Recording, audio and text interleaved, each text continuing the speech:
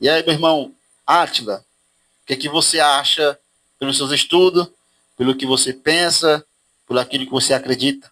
Israel ainda continua sendo uma cidade santa? Claro que sim, claro que sim.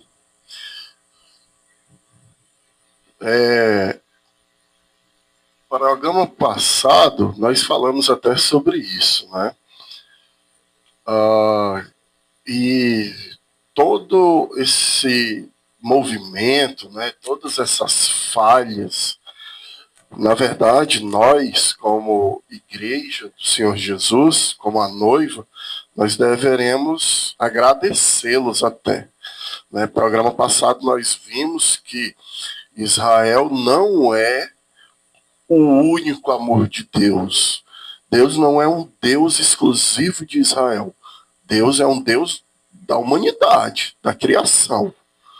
Mas vimos que mesmo Deus sendo um Deus de todos, não apenas de Israel, assim como eles ensinam até hoje, mesmo assim Deus escolheu aquele lugar, aquele povo, para que através deles Deus fosse conhecido. Então, essa é uma parte da explicação. Deus escolheu eles para que eles tornassem o próprio Deus conhecido pelas outras nações. E assim aconteceu. Israel se desvia várias vezes por toda a história. Nós vemos os juízes sendo levantados, o povo se ajeita, o juiz morre, Israel cai, e assim vai passando de tempos em tempos.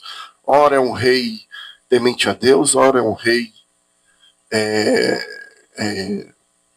ímpio, e assim é toda a história, e assim a nossa cultura ocidental, nós como igreja, demos apenas continuidade a isso, certo? Muitos de nós permanecem firmes, mas uns a humanidade é como as ondas do mar, sobe e desce, vai e volta e etc. Mas por que nós deveríamos agradecer a Israel?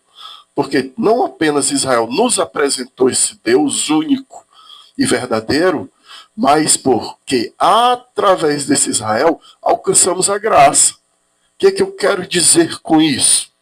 Vamos lá, no capítulo 11 do livro de Romanos, Paulo dá a seguinte informação.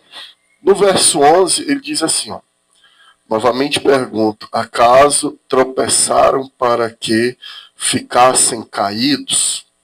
Paulo está falando de Israel, dos israelitas.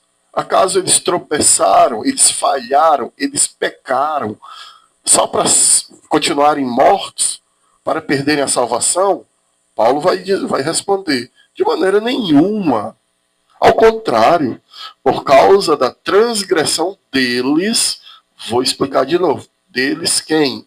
De Israel. Por causa da transgressão deles, veio a salvação para os gentios. Então, o que Paulo está querendo nos mostrar, nos ensinar, é que a salvação só foi capaz de nos alcançar por conta da queda de Israel. Se formos continuar lendo o texto, iremos ver que, através da salvação que nós, gentios, alcançamos por conta da queda deles, o que eles vão sentir é ciúme, porque vai ter uma hora que eles vão ver o que Deus está fazendo pela igreja, por nós gentios, e eles vão dizer, esse aí é o nosso Deus, eu quero isso. E aí, uma vez eles sentindo ciúmes, eles vão recobrar a consciência e correr atrás daqueles que Zacarias diz que eles vão ver, aqueles que o transpassaram. Então, até aqueles que maltrataram, que o achincalharam, porque até hoje isso acontece, quando eles falam do Cristo, do Jesus, eles vão ter que reconhecer que de fato ele é Deus. Como que isso vai acontecer? porque através do que ele vai fazer, do que ele está fazendo conosco, provocará ciúmes neles, porque eles entenderão que de fato Jesus é Deus. Então, a questão não é que Israel deixou ou não de ser santo ou abençoado, mas que todos nós seremos um só corpo, a igreja. Não só o Ocidente, os que eram antes gentios, mas junto com Israel, nós somos a noiva. A Bíblia, ela só te cortando um pouquinho. A Bíblia, geralmente, ela é voltada mais para aquele povo de Israel, né? Sendo que a cidade, como diz, né? Os lugares que Jesus andou, os lugares mais próximos, sempre foram próximos ali, né? Tanto que a Bíblia sempre é resumida, assim, em lugares próximos. As histórias dizem que quando Jesus andava muito tempo, mas não era cidade tão longe assim, a percussão que Jesus andava, sempre foi em volta. E a promessa que Jesus falava, e os escribas, os fariseus, era sempre ali, naquele lugar ali, né? Acho que a gente até já conversou sobre isso certa vez.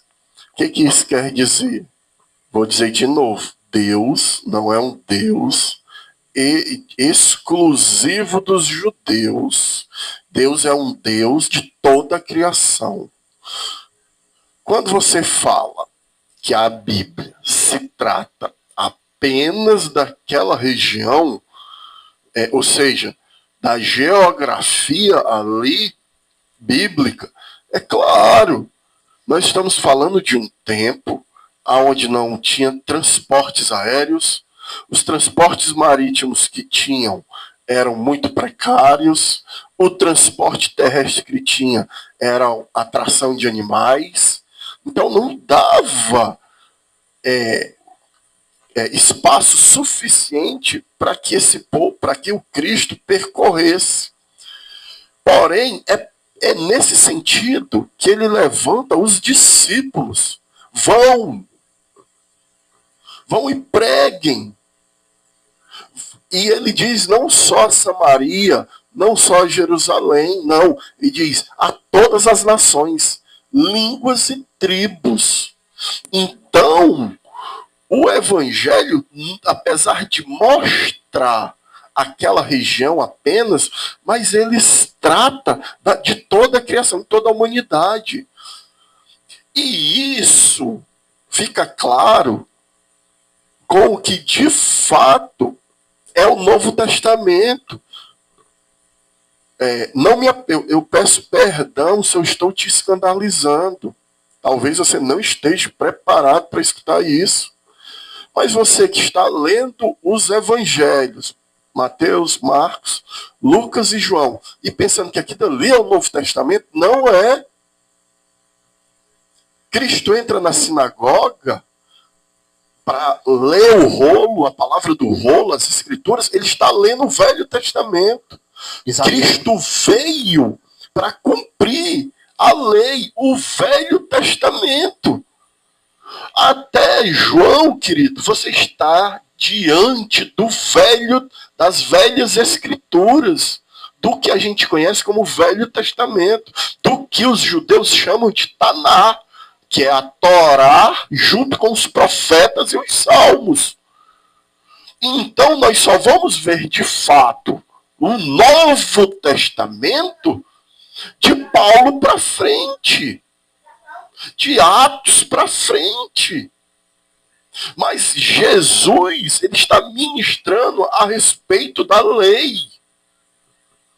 Então, quando nós vemos Lucas escrevendo Atos dos Apóstolos, quando vemos Paulo escrevendo as cartas, as igrejas gentílicas, outrora pagãs, sociedades pagãs, ele de fato está apresentando uma nova escritura, um novo testamento inspirado pelo o Deus Espírito, lógico, baseado no que Jesus ensinou, pregou.